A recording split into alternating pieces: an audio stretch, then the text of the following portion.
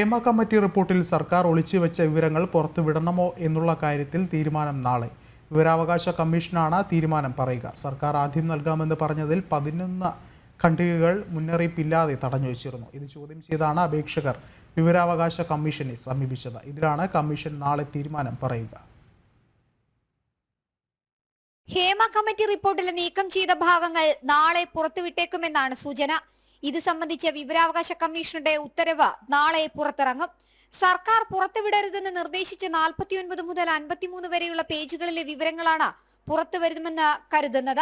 Hema committee report പുറത്തുവിടുന്നതിന് മുന്നോടിയായി വ്യക്തിപരമായ വിവരങ്ങൾ അടങ്ങിയ പേജുകൾ ഒഴിവാക്കണമെന്നായിരുന്നു വിവരാവകാശ കമ്മീഷൻ മുന്നോട്ട് വെച്ച ഉപാധി. എന്നാൽ സർക്കാർ 49 മുതൽ 53 വരെയുള്ള പേജുകൾ പൂർണ്ണമായും നീക്കം ചെയ്തു.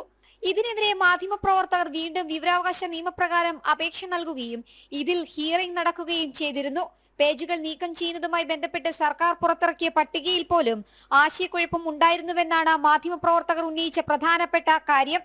വ്യക്തിപരമായ വിവരങ്ങൾ ഉള്ളതിനാലാണ് ഈ പേജുകൾ പുറത്തുവിടാത്തതെന്നും പട്ടിക തയ്യാറാക്കിയതിൽ പിഴവുണ്ടെന്നുമാണ് സർക്കാർ അറിയിച്ചത്. നീക്കം ചെയ്ത പേജുകൾ പുറത്തുവരേണ്ടതുണ്ടെന്നായിരുന്നു ഹിയറിംഗിൽ അപേക്ഷകർ മുന്നോട്ട് വെച്ച ആവശ്യങ്ങളിൽ പ്രധാനം. ഇക്കാര്യത്തിലാണ് നാളെ വിവരാവകാശ കമ്മീഷന്റെ ഉത്തരവ് പുറത്തിറങ്ങുന്നത്. ഇതിനൊപ്പം അപേക്ഷ നൽകിയ മാധ്യമപ്രവർത്തകർക്ക് നീക്കം ചെയ്ത പേജിലെ വിവരങ്ങൾ നൽകിയേക്കുമെന്നാണ് സൂചന. ജനം, തിരുവനന്തപുരം.